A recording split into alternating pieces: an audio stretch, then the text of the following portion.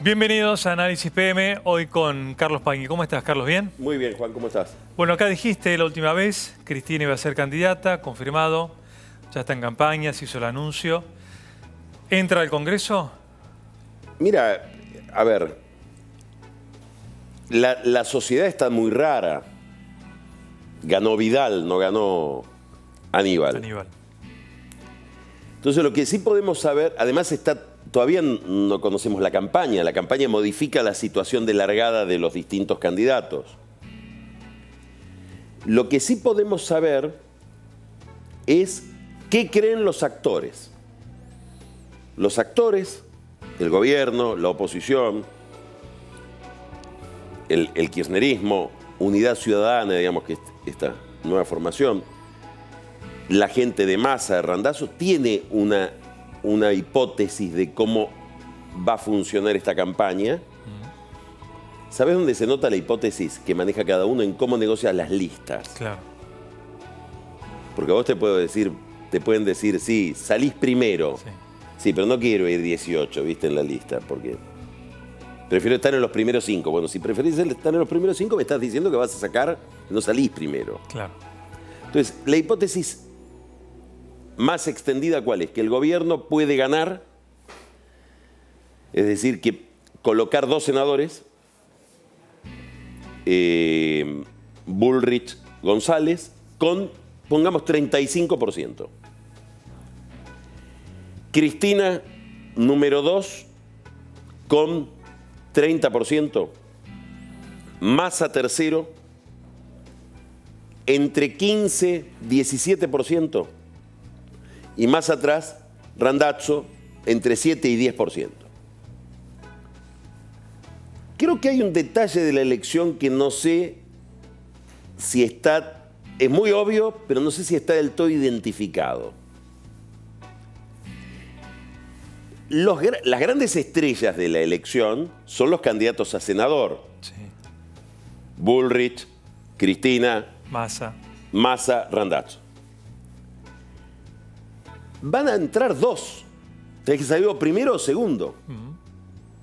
El que sale tercero en las primarias, en las pasos, si sale muy atrás, ¿vos lo volvés a votar en la general si lo votaste? No. Porque es distinto si es diputado. Sí. Es distinto. Pongamos que sale tercero Massa. Solá sale tercero. Y lo sigo votando porque entra. Sí. Pero Massa, si sale tercero muy atrás, ya es realmente tirar el voto. Claro. Entonces, el efecto de realineamiento de los votos de las primarias, iba a decir de la primera vuelta, mirá, y es como una primera vuelta. La segunda es muy importante, porque la primaria es como una especie de gran encuesta casi perfecta que modifica después, al no haber no hay más de 2 opciones, primero y segundo, el tercero ya pierde mucho porque no sigue en carrera prácticamente. Si esto es lo que va a pasar, no lo sabemos. Pero es la hipótesis que están manejando los distintos actores. Significaría que Cristina Kirchner entra al Congreso, se convierte en senadora, obviamente obtiene fueros. ¿2019? Antes del 2019, 2017, hay un señor colombiano en JP Morgan, New York, con su pantalla de Bloomberg, que ve por abajo correr Cristina Kirchner, senadora en la Argentina. Sacamos la plata. ¿Cómo me estafaron? Si me habían dicho que estaba muerta. Entonces, me parece que el primer efecto que tiene esta elección, si es que es este el resultado, y Cristina se convierte en senadora aún por la minoría, que es lo que todos creen, nadie te dice que pueda ganar, salvo una encuestadora de La Cámpora, una especie de INDEC que han creado ahora para... Si esto es así, el gobierno va a tener que emitir alguna señal rápida de que tiene el control de la gobernabilidad económica y sobre todo fiscal. Es decir, que este resultado no es una regresión al populismo, sino que al revés. Al ganar la provincia de Buenos Aires se plantea la posibilidad de que Macri salga reelecto. Y que con Cristina bloqueando la renovación del peronismo, se habilita la posibilidad de que Cristina sea candidata en el 2019, que es, nadie te lo va a decir en el gobierno, es la candidata que ruegan compita contra un Macri que se postula a la reelección, porque Cristina, esta Cristina que hoy conocemos, con estos datos que tenemos a la vista, no pasa un balotaje. Pero si para el gobierno Ahora, era ideal Cristina para polarizar e ir a la elección, pero si después te complica la expectativa financiera del exterior... No, vos lo que vas a tener que hacer es despejar esa incógnita. ¿Por qué? Porque ¿qué vamos a ver en el Congreso? El Congreso, si esta es la hipótesis, con estos números que dijimos, el Congreso va a ser un Congreso en la Cámara de Diputados donde el Cambiemos va a tener entre 90 y 100 diputados, tiene una primera minoría importante, el bloque peronista partido, vamos a tener un bloque del peronismo y otro de Kirchnerismo. Unidad Ciudadana. Unidad Ciudadana, anda aprendiendo el nombre. ¿Sí? ¿El sello nuevo vale? Sí, es una especie de Podemos. La UC. UC. Y después Massa, que va a tener unos 30 diputados en esta hipótesis.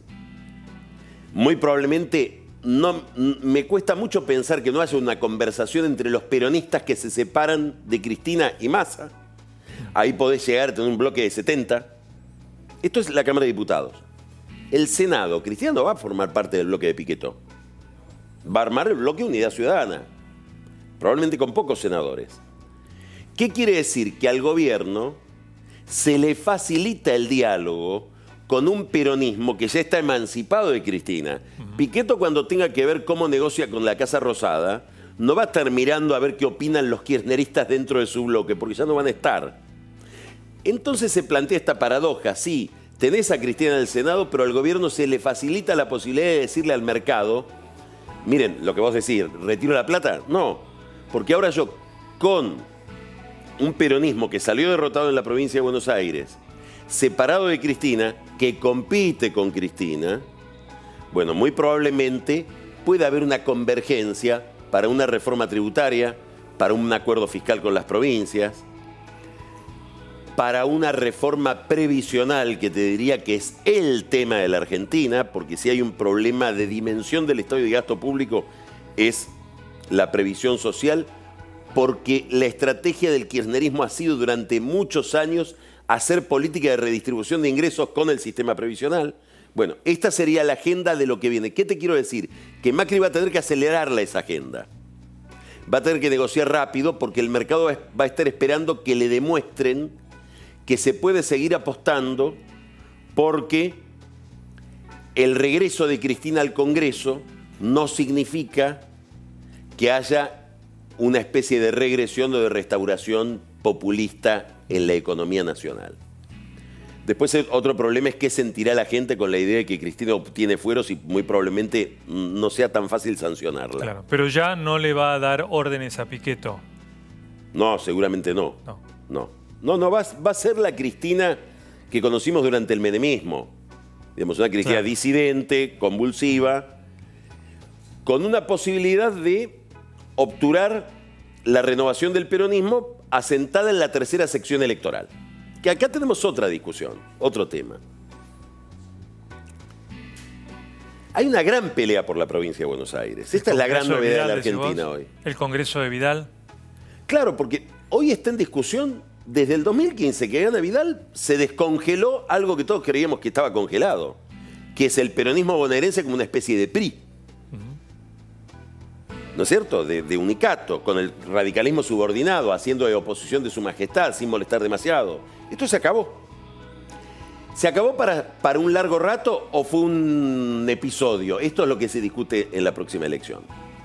Si estos son los números y Cambiemos obtiene el 35% de los votos en la provincia de Buenos Aires como piso, Vidal está ahí de obtener el control del Senado bonaerense. ¿Por qué es importante el control del Senado? Porque lo convertís en cámara iniciadora. Esto es técnico, pero importantísimo.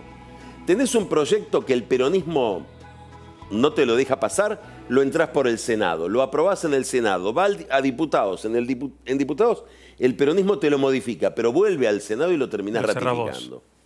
¿Cuál puede ser ese proyecto? Dividir la matanza. Hay una idea, que es una idea que maneja Joaquín de la Torre, el ministro de Gobierno de la provincia de Buenos Aires, que es de origen peronista, que dice, para que haya gobernabilidad en las intendencias no puede haber intendencias de más de 250.000 personas. La matanza la tendrías que dividir en 4. Supongamos que no vayas a una cosa tan Jack the Reader. En 2 o en 3. Lomas de Zamora. Bueno, si vos dividís esos distritos, abrís un juego electoral totalmente distinto. En una provincia donde el peronismo perdió Lanús, perdió Quilmes, perdió 3 de febrero. Estas son las incógnitas que tenemos por delante. Otro proyecto de Vidal para meter por ese Senado, reforma del estatuto docente para Baradel, que ya cerró su paritaria, la anunciarán en los próximos días. Otro proyecto de esa naturaleza, reestructuración y probablemente división de la policía de la provincia de Buenos Aires. Quiere decir que estamos, y todo esto, todas estas iniciativas que pueden estar en la agenda, significarían un cambio estructural en la provincia de Buenos Aires, en el conurbano bonaerense, en lo que se ha constituido desde hace años en el centro de gravedad de toda la política argentina, que es una política que se ha conurbanizado. O sea, esto es lo que se está discutiendo en este momento en el país. Por eso hay tanta agresividad. Por eso los cortes de calles, por eso lo que vivimos ayer en el centro de Buenos Aires, que es una especie de escenificación de la crueldad social de Macri mientras negociaban con Carolina Stanley de adentro del Ministerio de Desarrollo Social, sin que se termine la negociación. O sea, si se consolida el gobierno de Macri en esta elección, ven desde la oposición que van a avanzar en medidas que claramente los perjudican. Yo creo que estamos ante una discusión de carácter probablemente histórico, que es si está en crisis o no la hegemonía del peronismo en el conurbano bonaerense, que es el lugar para donde fue creado. La alianza en su momento, cuando gana Fernández Meijide, y después pueden conquistar algunas intendencias. Eso fue evanescente, eso. Gobernaron Avellaneda. No lograron consolidarse. Vidal está pensando en reformas que le permitirían consolidarse. Sería una especie de desmontaje del peronismo, de desarmado del peronismo, de deconstrucción del peronismo, similar a la que pensó Menem en los 90. Pero alcanza con modificaciones así estructurales. La economía, Carlos, es lo que claramente puede definir o no la elección. Bueno, ¿qué estamos diciendo? Vuelvo. La economía va creciendo de a poco. En el PowerPoint no sabemos hasta dónde crece en la realidad. Da la impresión de que sí, de que hay sectores que están despegando y que se siente. Y hay ya la identificación en todas las encuestas de la gente que ve un proceso de despegue de la construcción, que eso genera mano de obra. Ahora, ¿de qué estábamos hablando recién? Hablábamos de un congreso donde hay un Cambiemos con 90-100, peronismo en sus dos fases o en sus dos expresiones, por ponerlo de una manera, Urtubey Massa, sí. Bocio 70, Cristina 30. Cualquiera que quiera hacer algo tiene que negociarlo con otro, sobre todo Macri. Entonces, cualquier iniciativa depende de un acuerdo. Eso es el gradualismo. El gradualismo no es una idea económica centralmente, aunque lo fue, una idea de Prat-Gay, de decir si hago un gran ajuste fiscal, aumento la recesión, recaudo menos y agravo el problema que quiero resolver. Es sí eso. Pero además el gradualismo te lo está dando el formato de la política. Más un 30% de pobres. Un formato de la política donde nadie tiene la manija y todo lo que tenés que negociar con otro. Bueno, ¿qué es un camello? Un camello, ¿sabés qué es? Un caballo hecho por una comisión. Sí. Entonces, vos mandás un proyecto al Congreso, un caballo, y te sale camello, porque Massa le pone una joroba, Urtubey le pone la otra, Pichetto le alarga el cuello, ¿no? Y además tenés 30% de pobreza que te impide medidas de shock. Entonces, ¿de qué estoy hablando? De que el país es gradualista, no es el gobierno gradualista. Y si vos sos gradualista, yo inversor también soy gradualista. Claro. Yo voy a ir a la velocidad que vayas vos. Vos mostrame cuál es la velocidad de tus reformas, que yo te muestro la velocidad de mi compromiso y la intensidad de mi compromiso. Por lo tanto, el discurso del marketing del gobierno, que es paso a paso, todos los días un poquito mejor. Escuchá vos cuando lo escuches los diminutivos de Duhovne. Es todo diminutivo, un poquito mejor. ¿Por cuánto? Y de acá a 20 años. Es paulatino. ¿Por qué? Porque las condiciones políticas y socioeconómicas del país no te permiten otra cosa. Aunque hubiera otro gobierno, tampoco lo podría hacer. Este es el gran límite de la visión ortodoxa, digamos. ¿Querés hacer ese programa ortodoxo? Tráeme otro congreso y es más, tráeme otra corte también, después de lo de las tarifas. Bien. ¿Hacemos un corte, Carlos? Como vos quieras. ¿Vas a hablar de Odebrecht? De lo que está pasando en este momento con el problema Odebrecht en la Argentina, porque se están produciendo modificaciones y algunas decisiones por parte del gobierno. Ya volvemos. Seguimos en Análisis PM con Carlos Pagni y tanto Odebrecht, tanto el cántaro a la fuente, que al final se rompió. Se va Odebrecht, entra la italiana Gela, pero esto no termina ahí, no es que se solucionaron todos los problemas.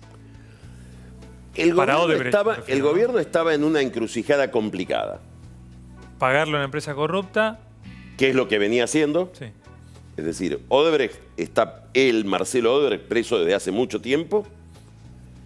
Y fíjate que en diciembre del año pasado, se sabe que Odebrecht declara delante de la justicia americana haber pagado 35 millones de dólares de coimas en la Argentina. Sí. Bueno, obviamente no le podés seguir dando plata. ¿Qué haces entonces? Como dice Stolbizer, volteas el contrato. Juicio.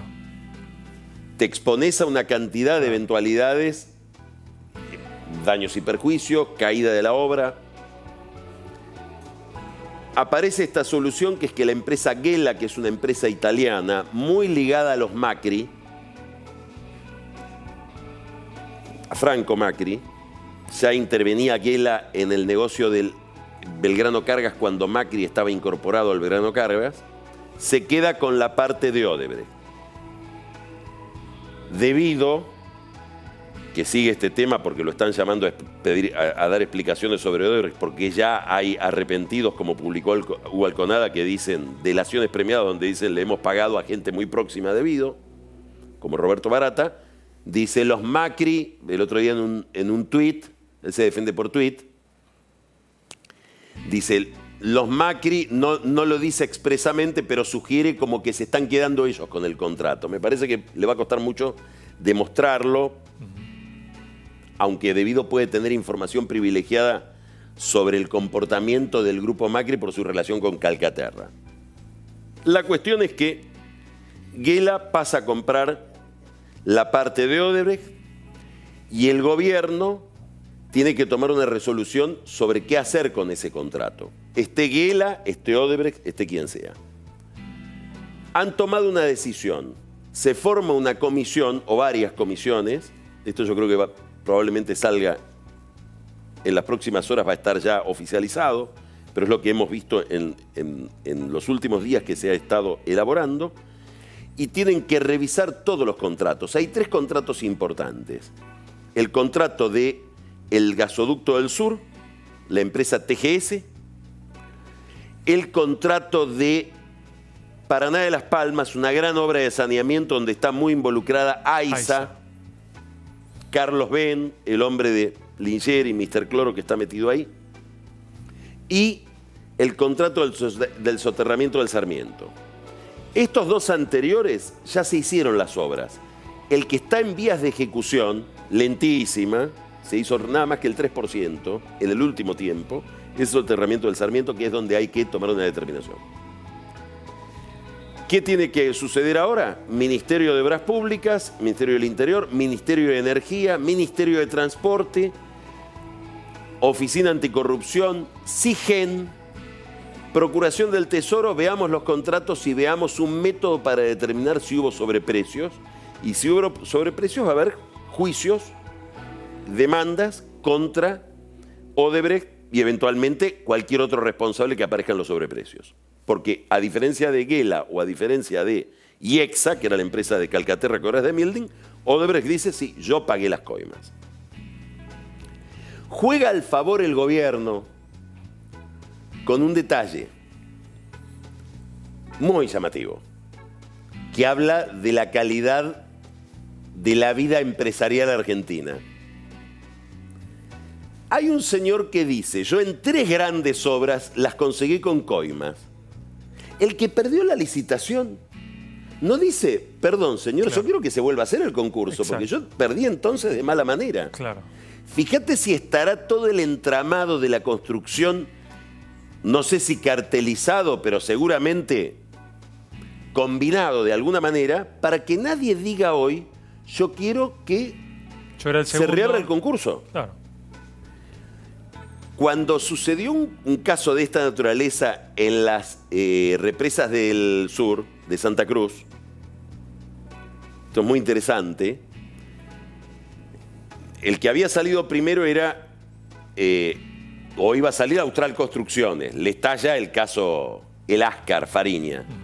Segundo estaba Pescarmona. Tercero, Gerardo Luis Ferreira, Electroingeniería, que hace una oferta de último momento y queda primero. Pescarmona dice, yo quiero ir a juicio, ¿cómo me van a pasar de esta manera? ¿Cómo es que hace una oferta de último momento? ¿O quiere decir que la anterior, ¿qué era? ¿Fraudulenta? ¿Quién era el socio de Pescarmona en esa UT? Odebrecht.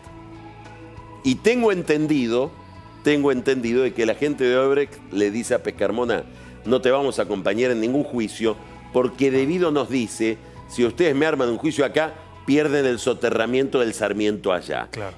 Tenés una explicación en esto de cómo funcionan las entrañas del mundo de la obra pública en la Argentina, o al menos cómo funcionaban. ¿El gobierno gana con esta resolución de Yo creo que el gobierno logra con esto darle prolijidad, un poco tarde, a un tipo de contratos que está obviamente muy impugnado. Todavía queda, esto es muy importante, Juan, para no confundir las cosas, el tema penal. El tema de quién pagó las coimas, cómo se cobraron, etcétera, es una cuestión de la justicia penal que habrá que negociarla con la justicia penal o que será una forma de negociación entre Odebrecht y la justicia penal, porque la ley que fue al Congreso, felizmente, el artículo 37, que decía que el empresario corrupto negocia con el procurador del Tesoro, que es un funcionario del Poder Ejecutivo, la oposición no la deja pasar, y lo bien que hace. En todo caso, si hay una negociación entre un empresario corrupto que quiere dar información a cambio de bajar su pena, lo tiene que hacer, como en Brasil, con el fiscal, es decir, con Gil Carbó, con quien esté en lugares de Gil Carbó, sus subordinados. Esto es lo que ha pasado en Brasil. El tema Odebrecht tiene infinitas consecuencias y estamos viendo las consecuencias todavía que tiene en Brasil. En Brasil estamos ante una crisis de primera magnitud, con el presidente que ahora el Congreso tiene que decidir si deja o no que lo juzguen. Es la primera vez en la historia de Brasil en que un presidente está sometido a un juicio por delitos comunes. Sostenido de un pincel Temer con Fernando Henrique Cardoso, que por primera vez dice, bueno, ya no, elecciones. Nos queda un minuto, Carlos. Sí. El desalojo por la fuerza ayer en la 9 de julio, ¿fue una orden de Macri a Larreta? Yo creo que esa decisión Larreta la tiene que haber tomado en combinación con Macri y es una decisión importante. ¿Por qué? Porque el gobierno de la ciudad venía pensando en estos términos. Todo el mundo me pide que yo libere la calle. ¿Con qué policía? ¿Con esta policía? ¿La municipal o la federal? Que hace 15 años no desaloja una calle, no saben cómo hacerlo. ¿Y con qué periodismo te dicen? Con el periodismo que a la mañana me dice cómo no desalojan la calle y a la tarde porque un policía usó un escudo para protegerse y dicen represión. Bueno, esto detenía a Larreta, Pero me parece que acá descubrieron que estaban ante una encrucijada muy importante desde el punto de vista político. ¿Por qué? Porque obviamente interpretaron que el nivel de agresividad pública va a ir increyendo, porque se trata de demostrar, sobre todo de parte del kirchnerismo, que acá hay un gobierno, casi una dictadura, como dice Cristina, así no se puede seguir. Y bueno, con el corte de calles estratégicas y de avenidas estratégicas sistemático durante toda la campaña, vamos a perder a un votante que es el nuestro y no vamos a ganar al votante que nos felicita por no reprimir, porque ese votante ya lo tiene Cristina y lo tiene para mucho tiempo. Gracias, Carlos. Gracias a vos, Juan.